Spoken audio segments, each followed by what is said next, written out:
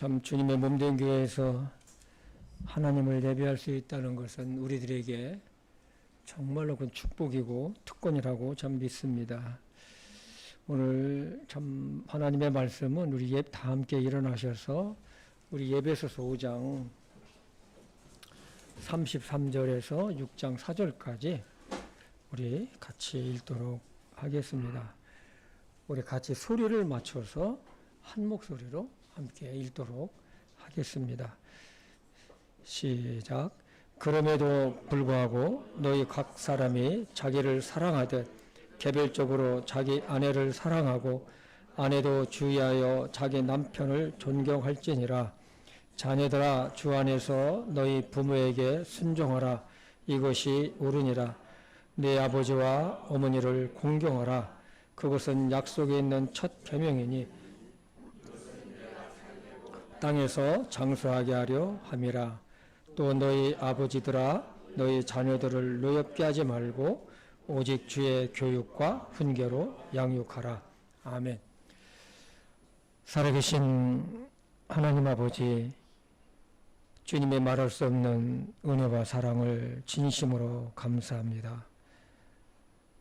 죄 가운데 태어나서 죄 가운데 살다가 하나님의 심판을 받고 지옥에 떨어져야 할 마땅한 저희들이었었지만 예수 그리스도의 그 놀라운 사랑과 은혜로 말미암아 우리를 참으로 멸망의 죄악에서 구원해 주시고 우리를 하나님의 자녀로 삼아 주시고 또한 우리 또 참 이곳에 주님의 몸된 교회를 또 세워 주셔서 우리를 구원하신 하나님을 또 찬양하며 예배하며 또 하나님의 말씀으로 교훈받게 해주시는 것도 진심으로 감사합니다. 아버지 하나님, 5월은 가정의 달인데 오늘 또 가정의 달을 맞이해서 우리가 다시 한번 가정을 깊이 생각하는 귀한 이 시간이 되게 도와주시옵소서. 오늘 말씀을 축복해 주시옵소서.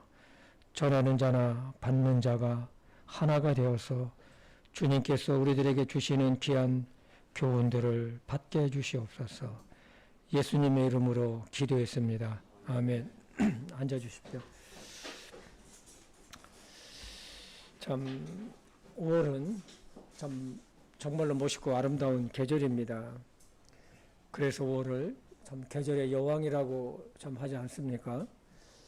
왜 그런지 자료를 찾아보니까 이렇게 기록되어 있더라고요. 춥지도 덥지도 않은 쾌적한 기온과 풍부한 일조량, 파릇파릇한 신록과 온갖 꽃이 만발하는 가장 아름답고 생동감 넘치는 시기이기 때문이다 라고 했습니다.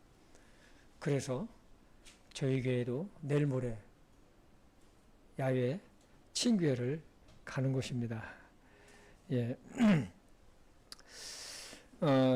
참 오늘은 참 가정의 달인데 참 가정의 달을 주신 참 하나님께 진심으로 감사드리며 참 여러분과 저희 가정에 하나님의 축복하심이 있기를 참 원합니다. 가정은 하나님께서 사람을 위해 만든 가장 귀한 조직이죠. 세상에서 이렇게 소중한 조직이 어디 있겠습니까? 그러나 참 가정이라는 주제로 설교하기가 참 어려울 때가 있어요. 왜냐하면 여러 가지 사정으로 인해서 혼자 사시는 분들이 계시기 때문에 그렇습니다. 그러나 사도 바울은 혼자 사는 것이 가정에 매이지 않고 자유함 가운데 자신을 거룩하게 구별하고 또 주님을 섬길 수 있다고 했습니다. 그러니까 가정에 저렇게 신경 쓰지 않고 매이지 않고 주님을 더 아름답게 섬길 수 있다는 것이죠. 이 말씀은 사도 바울의 이 말씀은 결혼을 하지 말라는 것이 아니고 독신이든 결혼이든 하나님의 영광을 위해서 살으라고 하신 말씀입니다. 오늘은 가정의 달을 맞이해서 가정이 얼마나 소중한지 그리고 하나님께서 주신 이 가정을 가족 구성원들이 함께 협력하며 건강한 또 화목한 가정을 만들어 가야 할 것입니다.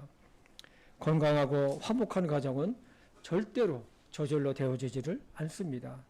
가정의 뼈대와 같은 원리가 있어야만 합니다. 오늘 하나님의 말씀으로 그 원리를 다시 생각하고 세워갔으면 합니다. 무엇보다 우리가 꼭 알아야 할 것은 이 가정을 누가 세워주느냐는 것입니다. 물론 부부가 세웁니다. 그러나 부부가 금실이 좋아서 행복하며 사는 분들이 얼마나 될까요? 가정은 내가 세우는 것이 아니라 정말로 하나님께서 세워주셔야만이 되는 것입니다. 우리 시편 127편 1절과 2절을 같이 읽어보도록 하겠습니다. 시작. 주께서 집을 세우지 아니하시면 그것을 세우는 자의 수고가 헛되며 주께서 도시를 지키지 아니하시면 파수꾼에 깨어 있음이 헛되도다. 너희가 일찍 일어나고 늦도록 앉아 있으며 고통의 빵을 먹음이 헛되도다. 이처럼 그분께서 자신을 사랑하는 자에게 잠을 주시는도다. 참 오늘날 가정을 세우기 위해서 남편과 아내, 부부가 얼마나 많은 수고를 하는지 저희들은 잘 알고 있습니다. 아침부터 저녁 늦게까지 수고의 삶을 살아가고 있어요. 이렇게 수고하는 삶을 사는 이유는 무엇일까요? 무엇일까요? 돈을 벌기 위함입니다. 돈을 벌어야만이, 돈이 있어야만이 가정을 유지할 수가 있기 때문이죠. 자식도 가르치고 또 먹고 살기도 하고 활동도 할 수 있기 때문이죠. 그러나 하나님은 이렇게 말씀하셨어요. 주께서 집을 세우지 아니하시면, 하나님께서 가정을 세우지 아니하시면 그것을 세우는 자의 수고가 헛되다. 너희가 일찍 일어나고 늦도록 많이 수고해도 고통의 빵을 너희가 먹는 것이 헛되도다. 가정을 세우시는 분이 누구냐? 바로 하나님이시라는 것을 아주 분명하게 말씀을 하고 있습니다. 사람들이 아침부터 저녁 늦게까지 수고의 빵을 먹고 있지만, 그러나 하나님께서 그 가정을 붙잡아 주시고 세워주지 않으면 그것이 헛수고다라는 것이죠. 일찍 일어나고 늦게 눕고 고통의 빵을 먹는다는 그 말의 의미는 무엇일까요? 사람이 이 세상 사는 동안 더 잘 살고 행복을 위해 쏟는 사람들의 모든 노력과 수고를 말합니다. 오늘날 사람들이 현재와 미래를 위해서 얼마나 수고하는 삶을 사는데 정말로 그 마음속에 평안이 있을까요? 가정을 위해서 그렇게 수고하는데도 가정이 화목한가요? 그 참 많지 않은 것을 보게 됩니다. 그리고 오늘날에는 노후를 걱정하며 준비하는 분들도 있습니다. 그런데 잠언에 보면 이런 말씀이 있어요. 잠언 21장 30절에서 보겠습니다. 싸울 날을 대비하여 말을 예비해도 안전은 주께서 오느니라. 개역성경에는 이렇게 번역을 잘 되어 있어요. 싸울 날을 위하여 마병을 예비하거니와 이김은 여호와께 있느니라. 즉 전쟁을 위해서 말을 준비하지만, 즉 노후를 위해서 미래를 위해서 내가 준비하지만 그것을 완벽하게 하시는 분은 하나님이라는 것입니다. 가정을 위해 수고하는 삶을 살아도 가정을 세우시는 분은 하나님이시라는 것이죠. 그러면 어떻게 해야 할까요? 가정의 주권이, 가정을 세우시는 분이 하나님께 있다는 것을 우리는 인정을 해야 합니다. 하나님의 주권을 인정하는 것에는 하나님께 대한 믿음이 선행이 되어야 합니다. 믿음이 없으면 하나님의 주권을 인정할 수 없어요. 왜 그럴까요? 믿음이 없기 때문에. 그렇기 때문에 내 힘으로 세우려고 그렇게 애쓰고 노력을 하는 것입니다. 하나님의 주권을 인정하는 자는 우리 가정은 내가 지키는 것이 아니라 하나님이 함께 하시며 지켜주셔야만 한다는 믿음이 있어요. 하나님 말씀에 대한 원리가 그 마음을 굳건하게 있다는 것이죠. 하나님께서 약속하신 이 원리가 없으면 내가 지킨다는 생각을 하게 됐습니다. 내가. 근데 여러분, 나는 실패할 수밖에 없는 존재예요. 나는 한계가 있습니다. 저는 개인적으로 정말 하나님께 감사하는 것이 있어요. 돌아보면 정말로 내가 가정을 위해서 한 것이 무엇인가? 무엇이 있을까? 보면은 생각이 별로 나질 않아요. 왜냐하면 내 몸 하나도 정말로 유지하기가 힘든 상태잖아요. 거기다가 가정까지 내가 완벽하게 세운다? 이건 불가능해요. 그것도 자녀들까지도 잘 길러야 된다? 이것도 불가능해요. 불가능해요.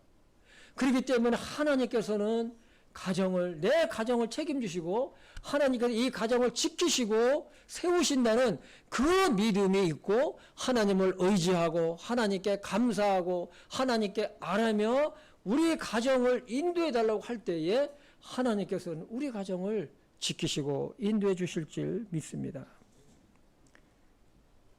가정에 대한 하나님의 말씀의 원리가 빠지면 문제가 발생해요. 여러분, 우리의 믿음의 조상들 너무나 잘하는 분들 있잖아요. 이런 가정에서도 이것을 우리는 찾아볼 수가 있어요. 여러분, 믿음의 조상인 아브라함 우리 한번 생각해 봅시다. 최고의 믿음의 사람이잖아요. 그러나 그가 하나님의 창조의 질서인 한 아내의 남편이 아니고 두 여인의 남편이 되었을 때에 어떤 현상이 일어났을까요? 우리 잘 알고 있지 않습니까? 약속의 자손이 아니라 이스마엘과 하나님의 약속의 자손인 이삭이 배다른 두 형제가 집안에서 싸우는 거예요. 막 바깥에서. 이스마엘이 막 약 올리고 막 아주 막 싸우는 거예요. 하나님은 둘째 아내인 하갈과 이스마엘을 집에서 내쫓으라고 했어요. 하갈과 이스마엘을 쫓아낼 때 아브라함의 마음이 어땠을까요? 배다른 자식이 서로 싸우는 모습을 볼 때에 그리고 둘째 아내인 하갈과 아들 이스마엘의 아브라함에게서는 첫째 아들이죠. 이스마엘을 집에서 내쫓을 때 그 마음이 얼마나 힘들었을까를 생각해 봐야 됩니다. 가정에 대한 하나님의 말씀의 원리가 무너지고 무시되었을 때에 일어나는 결과입니다. 정말 그가 훌륭한 믿음의 사람이었었지만은 어떤 부분에 있어서 하나님의 원리 말씀이 무시됐었을 때에 불순종했었을 때에 일어난 결과입니다. 아마 그 당시에 아브라함이 이런 마음을 갖지 않았을까요? 생각해 보세요. 속으로는 두 아내와 두 아들이 서로 잘 화합해서 한 집안에서 행복하게 살았으면 얼마나 좋았을까? 지극히 인간적인 생각이죠. 그러나 그 결과 이스마엘 후손과 이삭의 후손의 싸움은 수천 년이 지난 오늘날까지도 이어지고 있지 않습니까? 요즘 이란과 이스라엘, 미국과 전쟁도 그렇지 않나요? 이란은 이스라엘을 이 지구상에서 없애는 것이 이란 국가가 존재하는 목적이라고 그랬어요. 이게 지도자들이 하는 말이에요. 이스라엘을 이 지구상에서 완전히 없애는 것이 이란이 존재하는 목적이라는 것입니다. 근데 여러분 한번 보십시오. 따지고 올라가면 어땠습니까? 한 아버지예요. 누굽니까? 아브라함이라는 한 아버지 조상이에요. 또 한 사람이 들자면 정말로 믿음의 사람이지 않습니까? 여러분, 하나님께서 내 마음에 맞은 자, 내 마음에 합한 자라고 한 다윗입니다. 다윗도 하나님의 창조 질서인 한 아내의 남편이라는 질서를 무너뜨렸을 때에 그 결과가 얼마나 참담했는지 성경은 자세하게 기록하고 있어요. 배다른 자식 간에 성폭행 사건이 일어납니다.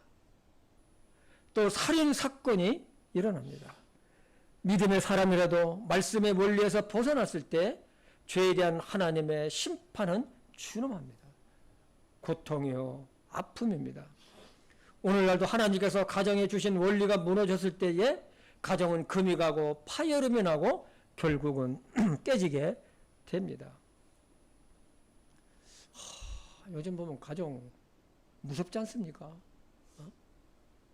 돈이면 다 된다는 물질만능의 생각, 가정은 내가 세운다는 지극히 인간적인 생각으로는 화목한 가정, 행복한 가정은 절대로 세울 수가 없습니다. 하나님께서 가정은 세워 주셔야만이 됩니다. 하나님의 은혜가 가정에 있어야 합니다. 건강한 가정, 화목한 가정이 되기 위해서는 모든 가족 구성원이 하나님께 돌아와야 하고 가정에 대한 하나님의 말씀의 원리가 가정에 적용이 되어야 합니다. 건강한 가정, 행복한 가정을 이루기 위해서는 첫째는 부부간에 자기를 사랑하듯 배우자를 사랑하라는 것입니다. 우리 에베소서 5장 33절을 한번 다시 읽어보겠습니다. 시작.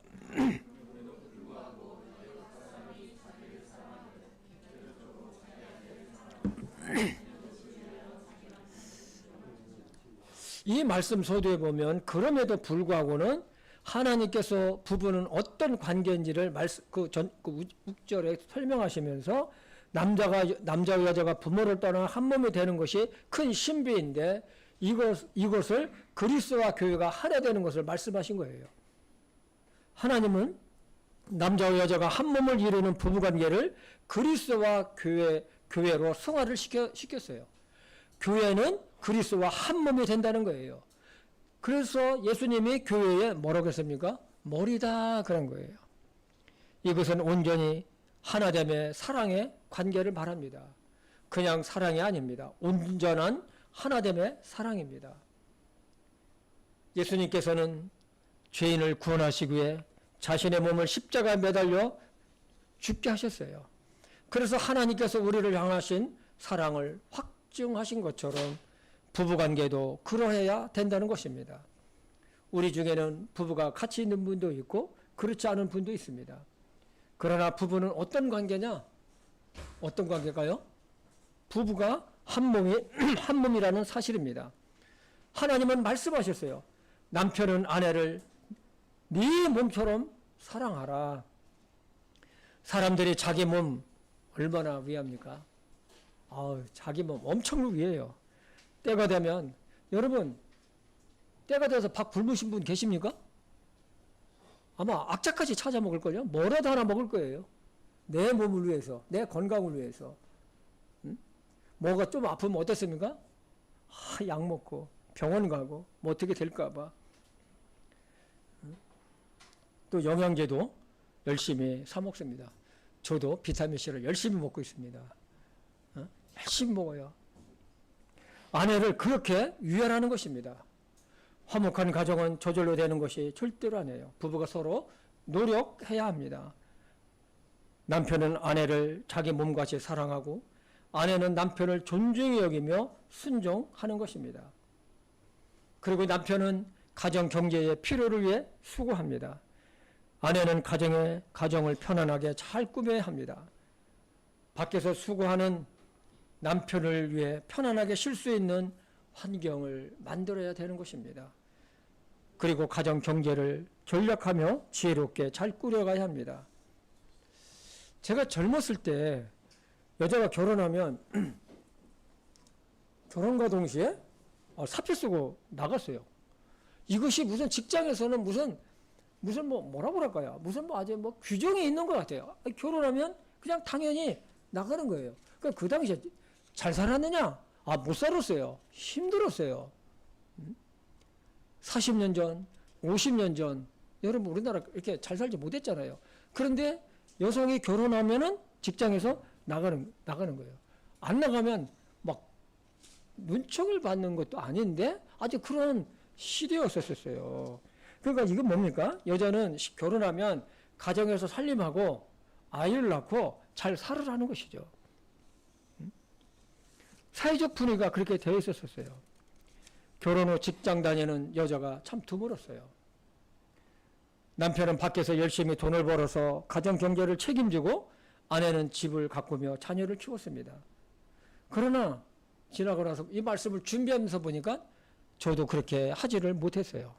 어려운 가정 형편으로 아내는 직장을 나가야 되고 아이들을 키우는데 정말로 아쉬움은 뭐냐면 우리 아이들에게 충분한 사랑과 돌봄을 주지 못했던 거예요. 그러다 보니까 어떻습니까? 지금도 그것을 생각하면 너무나도 안타까움이 마음에 있었습니다. 그러나 언제부터 우리나라는 선진국처럼 경제가 좋아지고 사람들의 생활이 부유해지면서 이제는 여성들도 결혼하면 가정을 이루기보다도, 가정을 돌보기보다도 돈을 벌기 위해 계속 직장 생활을 하게 되었습니다. 그 결과 물질로는 더 윤택해질 수 있었지만 가정이나 자녀들에게는 좋지 않은 결과를 낳게 됩니다. 부모의 사랑을 충분히 받지 못하고 자란 자녀들이 성인이 돼서는 받지 못한 것을 사랑을 요구합니다. 그것이 부모에 대한 불만, 불순종, 과도한 요구, 부모의 권위를 존중하지 않게 된다는 것이죠. 오늘날도 앞으로 하나님께서 가정에 대한 말씀의 원리는 그대로 적용을 되고 있습니다. 남편은 가정 경제를 이끄는 주체이고 아내는 자기 몸처럼 살아가는 것입니다. 이것이 되지 않을 때 어떤 현상이 부부간에 일어나는지 우리는 잘 알고 있고 주변에서 일어나고 있습니다. 아내는 가정을 잘 가꾸며 자녀를 잘 기르는 것이 주체가 되어야 합니다. 그리고 남편을 존중히 여기고 남편에게 순종하는 것입니다. 아내도 남편을 두려워하며 하나님의 주권을 인정하며 서로를 신뢰하고 가정을 세워가야 합니다. 제가 결혼할 때마다, 결혼 주례를 할 때마다 이거는 제 주례하는데 10번을 참석했으면 10번은 들을 거예요. 아마 20번을 참석해도 20번은 들을 겁니다. 결혼은 사랑하기 때문에 하는 것이 절대로 아니다. 뭐라고요? 결혼은 뭐라고요? 사랑하기 때문에 하는 것이 절대로 아니다. 기도 가운데 정말로 내가 배우자를 위해서, 내가 이 남자를 위해서, 내가 이 여자를 위해서 죽을 때까지 내가 헌신하겠다는 마음이 생기면 그때 결혼을 하는 거예요. 그때. 이것이 진정한 사랑이에요. 결혼은 나의 행복을 위해 하는 것이 아니라 옆에 있는 배우자를 위해서 내가 결혼하는 거예요. 그 사람을 위해 죽을 때까지 내가 하나님의 말씀에 따라 헌신하겠다고 기도 가운데 확신이 섰을 때 결혼하는 것입니다. 그렇지 않으면 지극히 이기적인 결혼을 하게 됩니다. 한 몸이 되어 가정을 이루는 것에는 사랑이라는 감정만으로는 절대로 안 되는 것을 우리는 잘 알고 있습니다. 오늘날 젊은이들이 사랑하기 때문에 결혼을 하는데 그 결과가 어떻게 나타나는지 우리는 우리 주변에서 너무나도 많은 젊은이들 가정을 보면서 느끼고 있습니다. 헤어지는 가정도 있고 또 어떻습니까? 서로 어떤 젊은이들은 각자 경제를 따로따로 한다고 그러더라고요. 왜? 맞벌이를 하니까. 사랑하는 내 남편을 위해, 사랑하는 내 아내를 위해 가정을 세워주신 하나님의 말씀에 따라 끝까지 헌신하겠다는 굳은 마음이 기도 가운데 섰을 때 그때 결혼하고 한 몸이 되어야 한다는 것입니다. 그래야만 끝까지 참 어려움이 있어도 살면서 나 그 의견이 다르더라도 끝까지 사랑할 수 있고 끝까지 인내할 수 있고 끝까지 배려하며 가정을 세워갈 수 있다는 것입니다. 화목한 가정, 건강한 가정 주체는 부부입니다. 부부는 먼저 하나님을 향한 바른 믿음으로 굳게 서야 합니다. 하나님과 부부는 마치 이 삼각형과 같아요. 삼각형 여러분 알죠? 이렇게 삼각형. 여기 남편이고 여기 아내란 말이에요. 아내인데 이 부부가 하나님을 사랑하면 어떻습니까? 이 부부 관계도 더 좁혀지는 거예요. 이게 더 좁혀지는 거예요. 삼각형같이 이렇게 좁혀지는 거예요. 왜 그럴까요? 하나님의 사랑으로. 남편의 부족한 부분을 아내가 채워주는 거예요. 아내의 부족한 부분을 남편이 채워줍니다. 나에게 맞지 않는 것을 이해하고 받아들입니다. 그리고 어려움이 있을 때 같이 두 손을 잡고 하나님께 기도하는 것입니다. 왜 아멘 소리가 안 나오는데? 응? 아멘 소리가. 그래서 진정한 사랑은 뭐냐? 이 부부가 각자 하나님을 사랑하는 거예요. 그 사랑 속에 아내에 대한, 남편에 대한 사랑도 같이 포함이 되어 있는 거예요. 이것이 안 되기 때문에 가정이 어려운 것이 아닙니까? 시편 127편을 다시 한번 우리 읽어보겠습니다. 같이 읽어볼까요? 시작. 주께서 집을 세우지 아니하시면 그것을 세우는 자의 수고가 헛되며 주께서 도시를 지키지 아니하시면 파수꾼의 깨어 있음이 헛되도다. 너희가 일찍 일어나고 늦도록 앉아 있으며 고통의 빵을 먹음이 헛되도다. 이처럼 그분께서 자신이 사랑하는 자에게 잠을 주시는도다. 잠은 평안함을 주신다는 거예요. 건강하고 화목한 가정을 위해서는 먼저 남편과 아내가 각 자신이 먼저 하나님을 사랑하고 하나님 말씀의 원리 앞에서 바르게 서야만이 되는 것입니다. 두 번째로는 자녀들은 부모에게 순종하는 것이죠. 우리 에베소서 6장 1절에서 3절을 같이 읽어보도록 하겠습니다. 시작.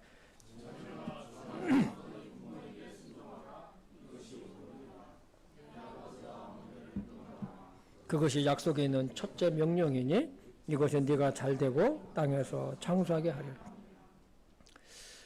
부모가 자녀를 사랑하는 것은 하나님께서 참 부모에게 주신 마음입니다.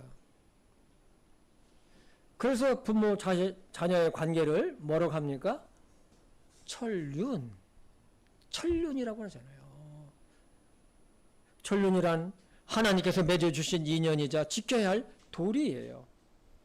자녀가 부모에게 순종하는 것 도리입니다. 도리가 무너졌을 때 뭐가 일어납니까? 페루나가 나오는 거예요. 부모에게 불순종하고 거역합니다. 부모를 돌아보지 않습니다.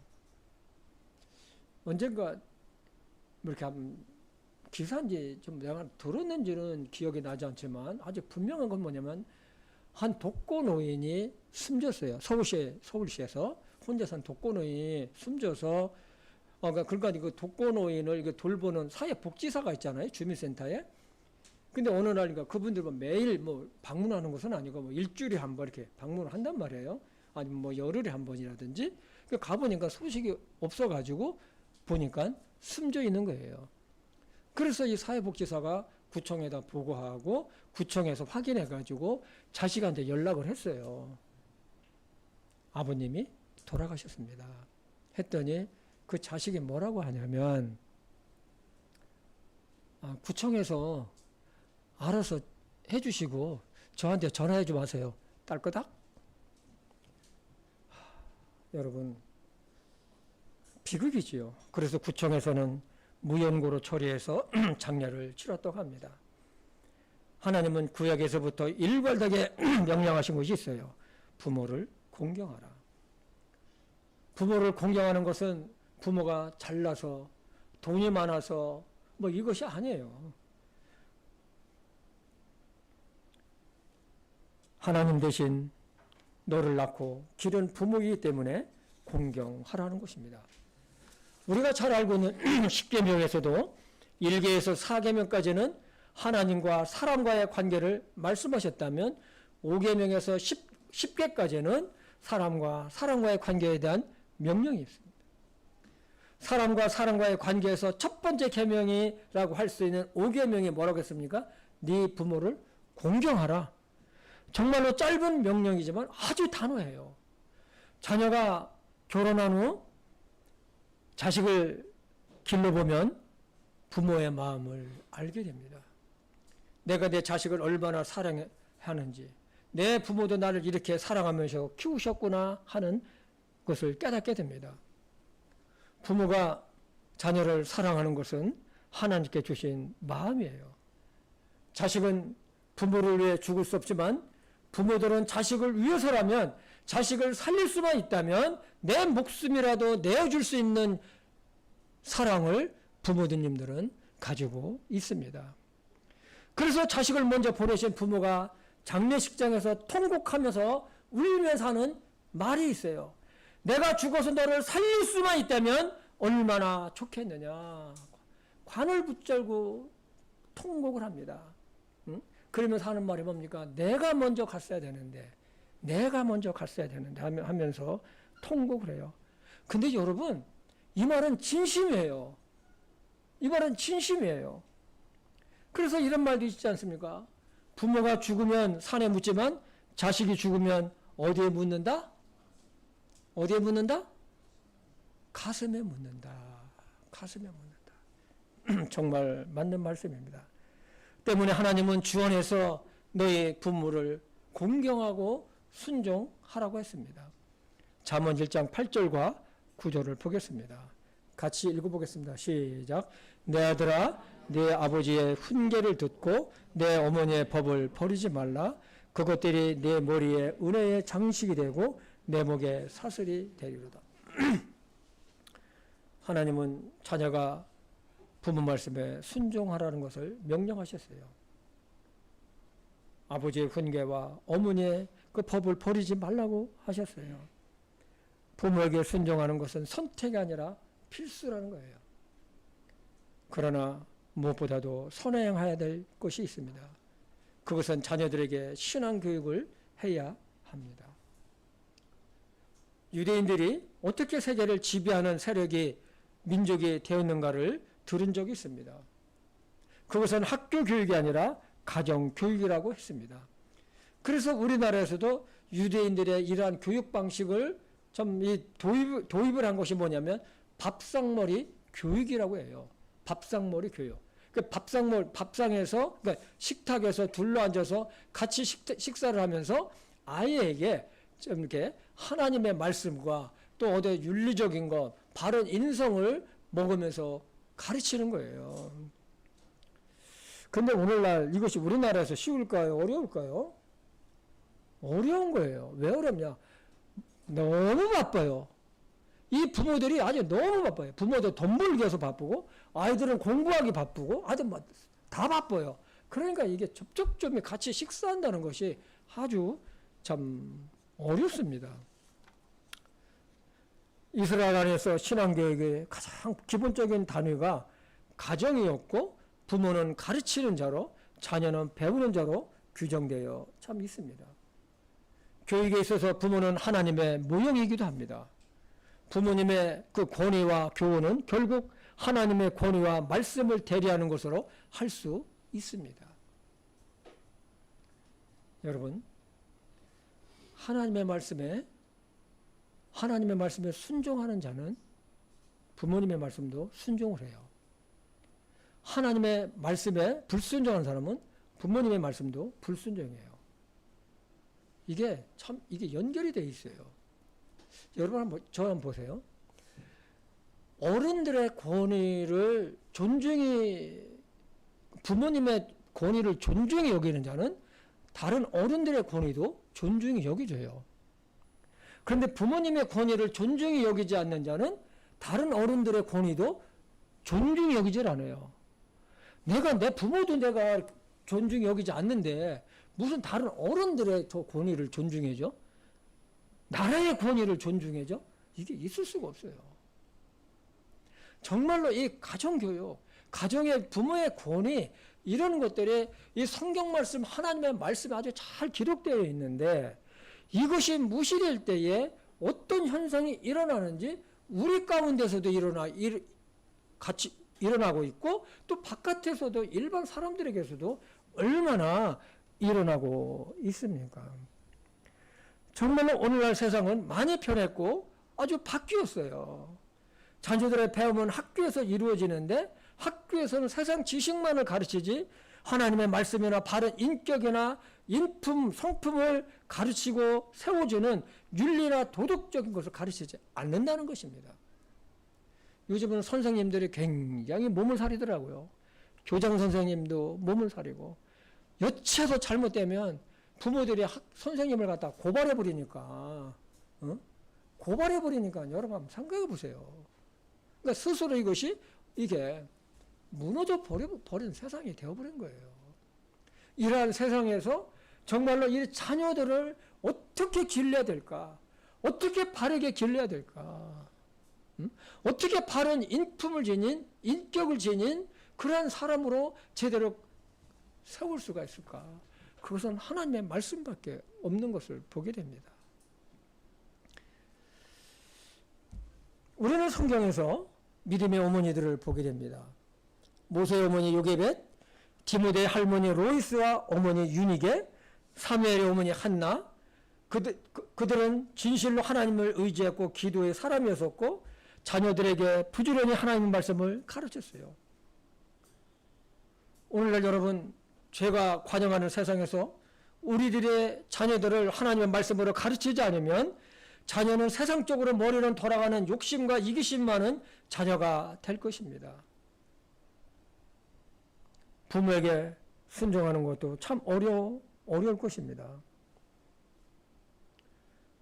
세상은 마귀사단의 역사로 갈수록 더 악해져 가고 있어요. 천륜이 무너져 내리는 세상입니다. 이제는 참으로 이 부모된 젊은 사람들이 자녀를 버리고 새로운 사람을 만나 결혼도 하기도 하고 자녀는 부모를 버리기도 하는 악한 세상이 되어버렸어요. 정말 마음이 아픈 세상이 되었습니다. 무엇이 잘못되었나요? 하나님의 배제된 세상, 하나님의 말씀에 원리가 빠진 세상, 가정, 그리고 나만을 위한 이기적인 세상에서 그렇게 교육받고 그러한 환경 속에서 살아오기 때문에 그렇습니다. 바른 인격 형성을 위한 조언이나 가르침이 없었던 것이죠. 제가 참 우리 영국에 있는 시은이랑 가끔가다 참 영상 통화를 하면 참 제가 아주 기쁨이 있을 때가 있어요. 그것은 뭐냐면 우리 시은이가 정말 기도도 하고 하나님의 말씀으로 참 이렇게 서 있는 것이 너무나 감사했어요. 자기 남자친구도 정말로 구원받게 하고 인도해서 예배에 가도록 하고 바이블 스터디를 하게 하고 그런 얘기를 들었을 때에 제 마음에는 기쁨이 있고 감사가 있었습니다. 저는 이 말씀을 준비하면서 정말 우리 손주들을 어떻게 가르쳐야 하나를 다시 한번 생각을 했어요. 쉽지가 않아요. 쉽지가 않아요. 그래서 이 아이들에게 어떻게 이 세상에서 바르게 자라게 할 수 있을까? 아침에 제가 학교를 스쿨버스 타는 데까지 데려다 주면서 항상 하는 것이 있어요. 찬송가. 제가 운전하면서 찬송가를 부려요.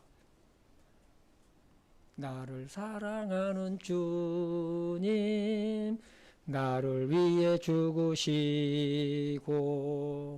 부활 승천하시어서 나의 주가 되셨네.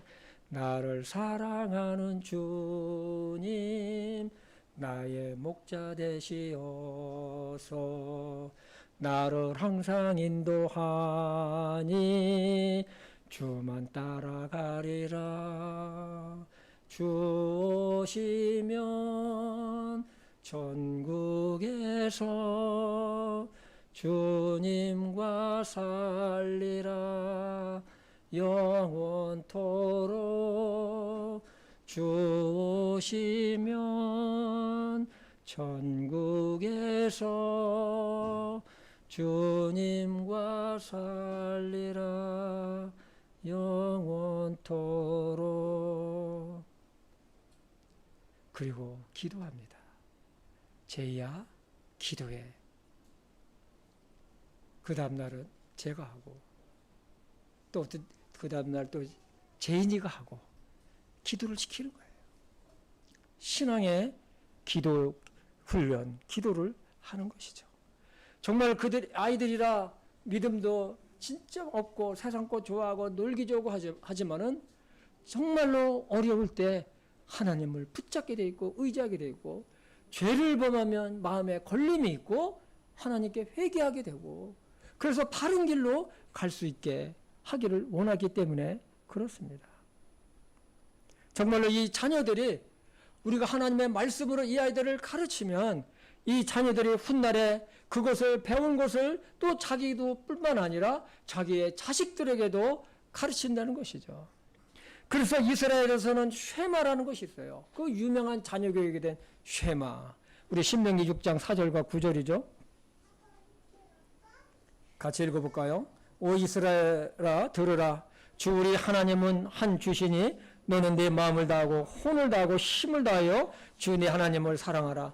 이날 내가 네게 명령하는 이 말씀들을 내 마음속에 두고 너는 그것들을 내 자녀들에게 부지런히 가르치며 네가 네 집에 앉을 때든지 길을 걸을 때든지 누울 때든지 일어날 때든지 그것을 말할 것이며 너는 또 그것들을 내 손에 매어 표적으로 삼고 내 눈 사이에 두어 이마에 표를 삼으며 또 내 집의 기둥과 내 문에 기록할지니라. 여러분, 정말로 어려운 시기에 우리는 살아가고 있어요. 우리는 세상 교육을 위해서는 돈도 많이 투자하고 많이 하지만은 정말로 자녀들의 신앙 교육을 위해서는 얼마나 시간과 물질을 투자합니까?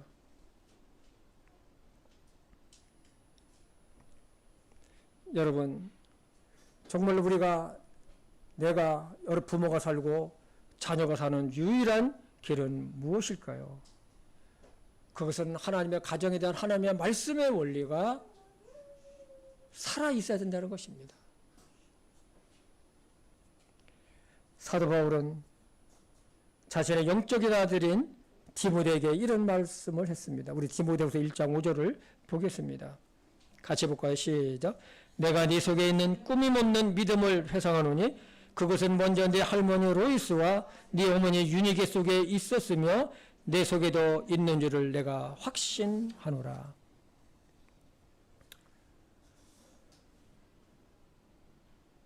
사랑하는 성도 여러분, 정말 우리는 자녀들을 위해 기도를 많이 해야 됩니다.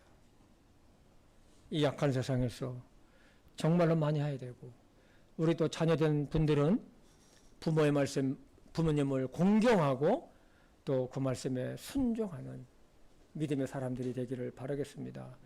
마지막으로 세 번째는 보면 자녀를 노엽게 하지 말아야 합니다. 우리 에베소서 6장 4절입니다. 시작. 또 너희 아버지들아 너희 자녀들을 노엽게 하지 말고 오직 주의 교육과 훈계로 양육하라. 이 말씀은 자녀의 마음에 상처나 분노를 일게 하지 말고 사랑과 하나님의 말씀으로 올바르게 양육하라는 뜻입니다. 자녀를 노엽게 하면 부모에 대한 불신과 불만을 초래하게 되어 있어요. 자녀를 낙심하게 만든다는 것이죠. 이것은 자녀를 심하게 혼을 내는 경우도 있지만 특히 자녀를 가장 노엽게 하는 것은 무엇일까요? 아빠 엄마가 싸울 때입니다. 아이들 앞에서 부모가 싸울 때입니다. 자녀들이 그것을 그렇게 싫어한다는 것입니다. 여러분 생각해 보십시오. 어린 자녀들 앞에서 큰 소리를 싸우는 부모의 모습을 볼 때의 자녀의 마음은 어떨까요? 마음에 큰 상처가 납니다. 불안합니다. 아이들이 활력을 잃어버리고 불안감을 안겨준다는 것이죠. 이것은 자라나는 과정에 있는 자녀들의 경우 인격 형성에 좋지 않은 영향을 미치게 됩니다. 그래서 자녀들 앞에서는 절대로 싸우지 맙시다. 아멘? 싸울 거예요? 자녀들 앞에서는 싸우면 안 되는 거예요. 한번 생각해 보시기 바랍니다. 아이들의 마음이 얼마나 아플까. 또한 자녀가 잘못되었을 때 감정으로 대하거나 불의를 향하면 자녀는 분노하게 됩니다. 부모에게 말은 못하지만 속에서는 분노가 있게 되죠. 내가 잘못한 것은 50밖에 안 되는데 100이나 200만큼 혼낸다고 하면 얼마나 속이 상하겠습니까? 그리고 부모의 권위로 강압적으로 누리면 정서적으로 불안하고 자녀 속에 자녀가 분노가 일게 된다는 것이죠. 그래서 오늘 말씀에 주의 교육과 훈계로 양육하라고 한 것입니다. 골로새서에 보면 자녀를 노엽게 하지 말아야 할 이유가 낙담할까 염려된다는 것입니다. 우리 골로새서 3장 21절 볼까요? 아버지들아 너희 자녀들을 노엽게 하지 말라. 그들이 낙담할까 염려하노라. 부모는 자녀를 위해 기도를 많이 해야 됩니다. 우리는 마지막 시대를 살아가 살아가는 오늘날 자녀 교육은 그 어느 때보다도 중요합니다. 오늘날에는 정통적인 윤리가 무너졌고 심지어는 불신자들도 거부하는 반하나님적인 사상이나 이념, 문화가 바르지 못한 것들이 세상에 횡행하고 있습니다. 이런 세상에서 우리 자녀들을 어떻게 하면 바른 인품을 지닌 성품을 지닌 그리스도인으로 기르느냐가 부모들의 숙제입니다.